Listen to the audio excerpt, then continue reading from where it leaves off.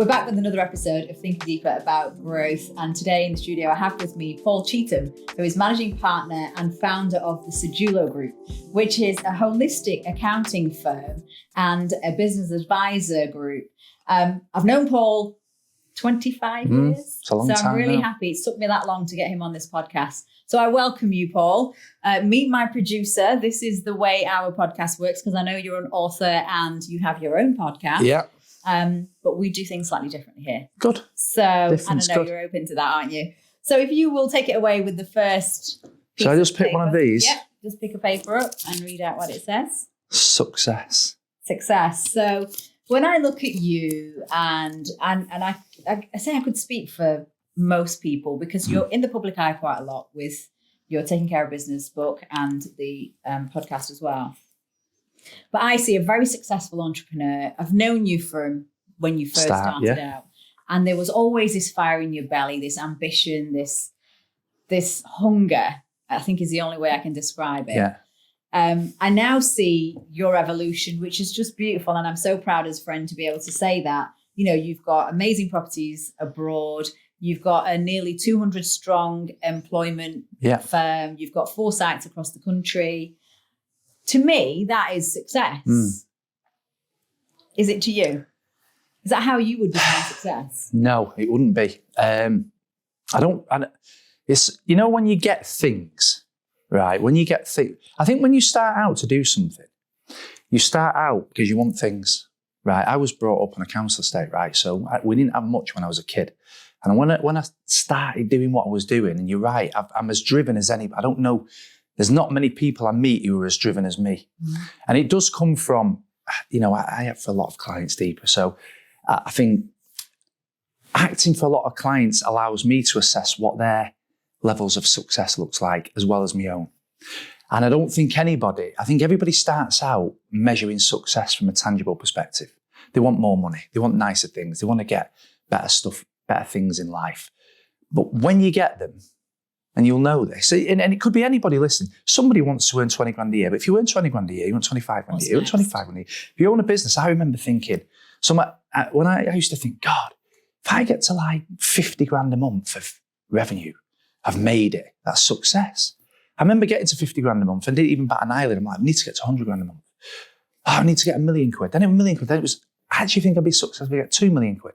Then 2 million quid became 5. Then 5 became 10. And at no point along that road having hit all them milestones did I think you're successful. And I still don't see myself successful today. Would you say it's a driver then, as opposed to an actual I think you make things up. I think you make things up, don't you, to take you to the next step. So I don't think I'm successful. I would say I'm semi-successful. That's how I would probably describe it. And I don't know how I would define success anymore. I'm just going to ask you that question. So what does success look like then? If I said to you, paint me a picture of that, because you have a beautiful family, you have, you know, you're great in terms of your training regime, you're healthy, you are surrounded by some incredible people. Like, what else could possibly enhance that picture? I don't know, because I think I would like to think that contentment is success in the end, but I'm scared of being content. So what's the reason for that? Because I don't know.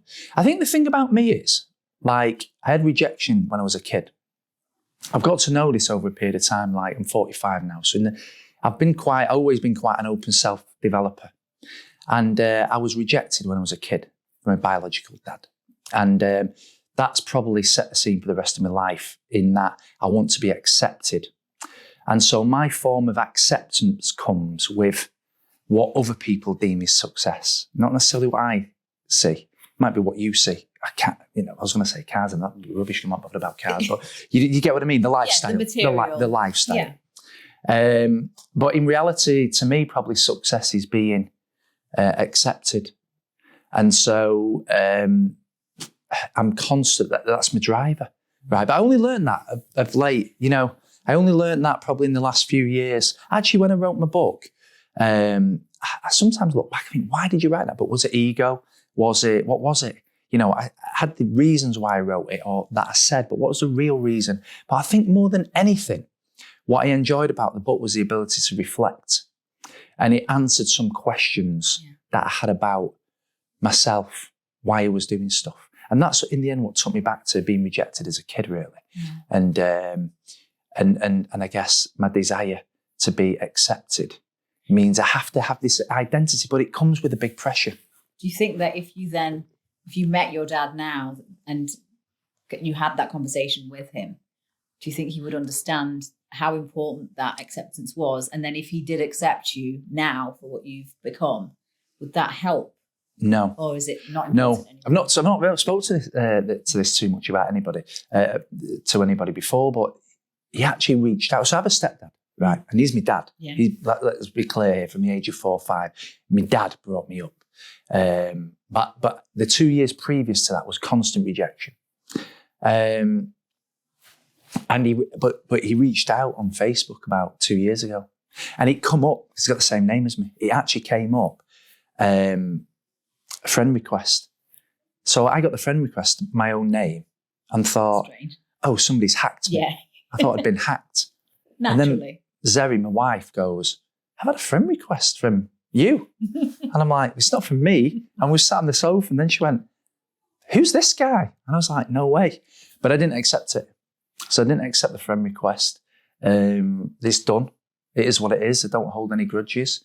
But I wouldn't want to revisit that now. It is what it is. It's done. So you didn't accept No, I just someone ignored that didn't it. accept you. Yeah. You just did it the modern way. Typical me, to be honest with you. Yeah. Typical me, that. But no, so I didn't, I didn't take it any further. I'm not interested.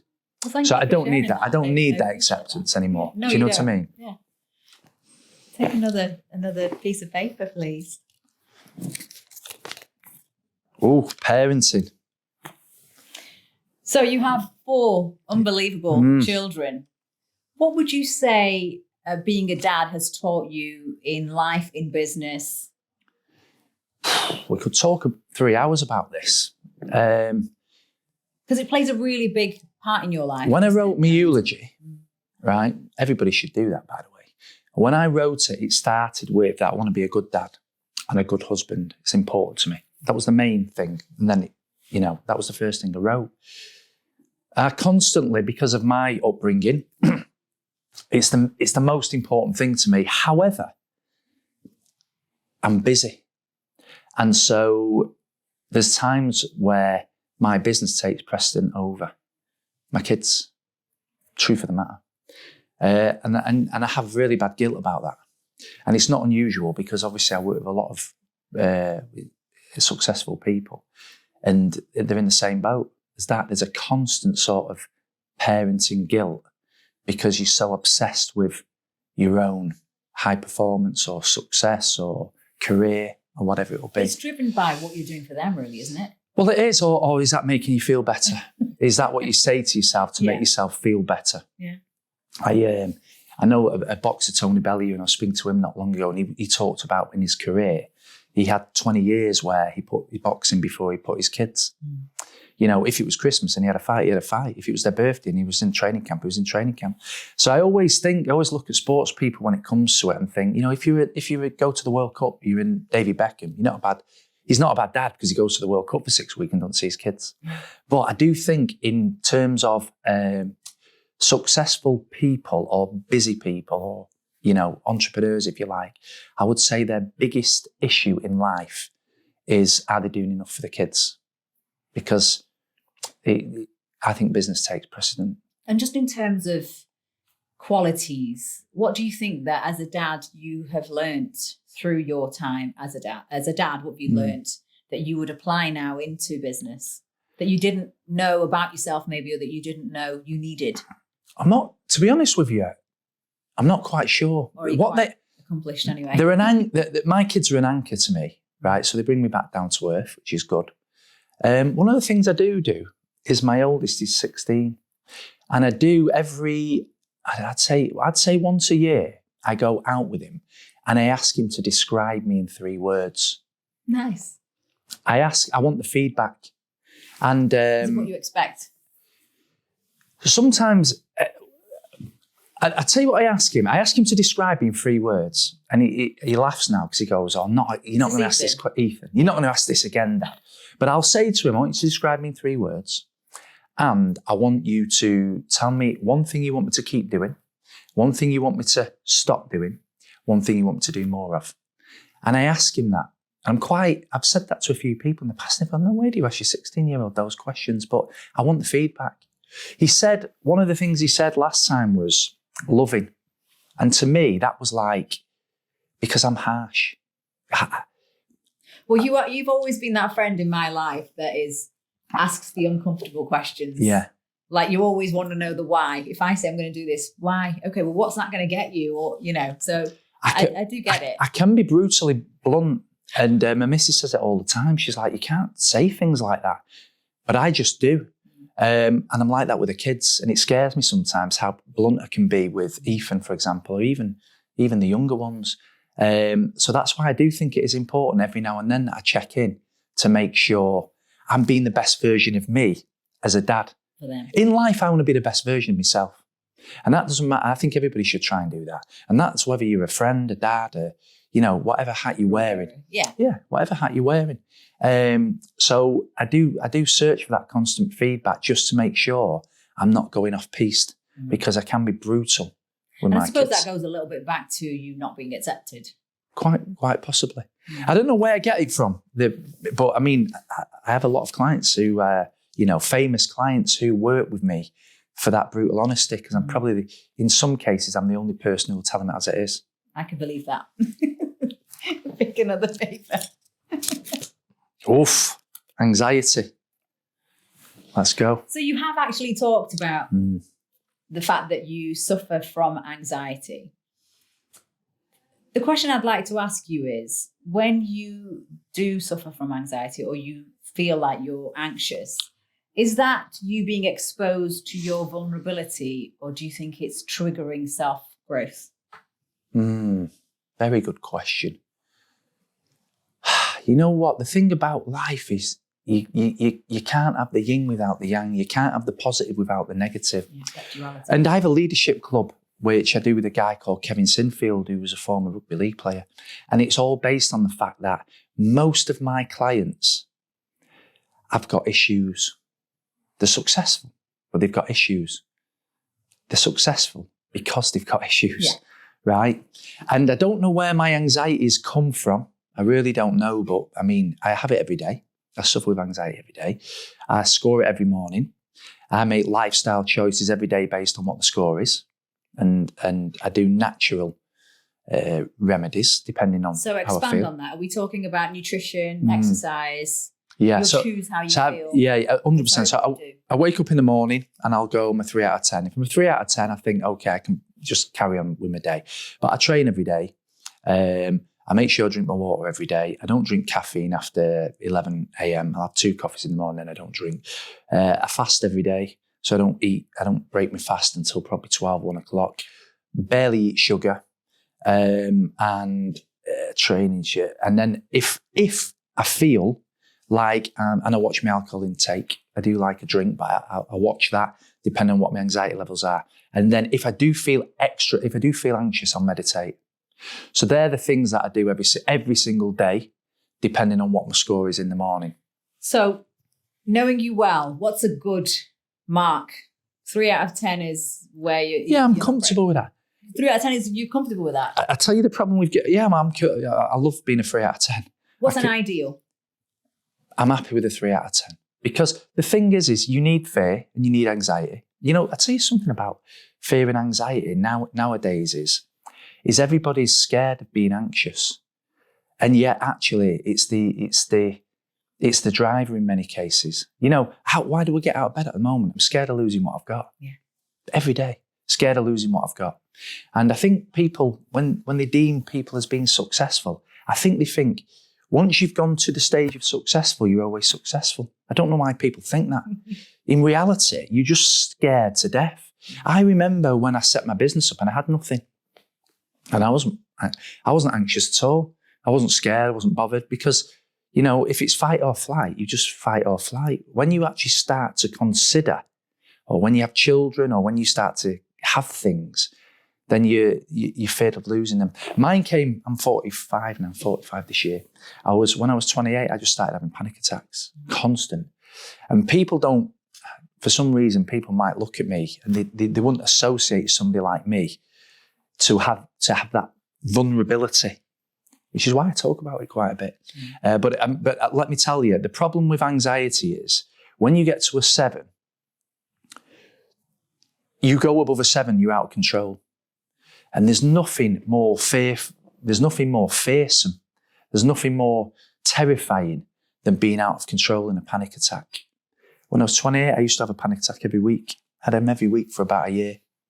And the only way I would come out of the panic attack was when I was in A&E and they'd do me an ECG. I was there every week getting an ECG.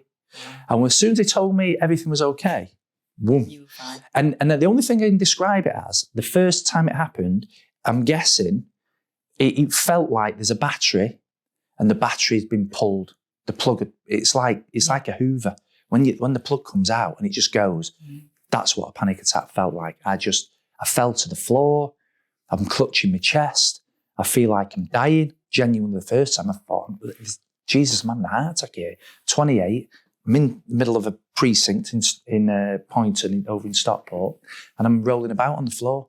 That's so embarrassing. I remember thinking, okay, now I'm going to die here on the floor in the middle of a precinct at 28, and this is so embarrassing.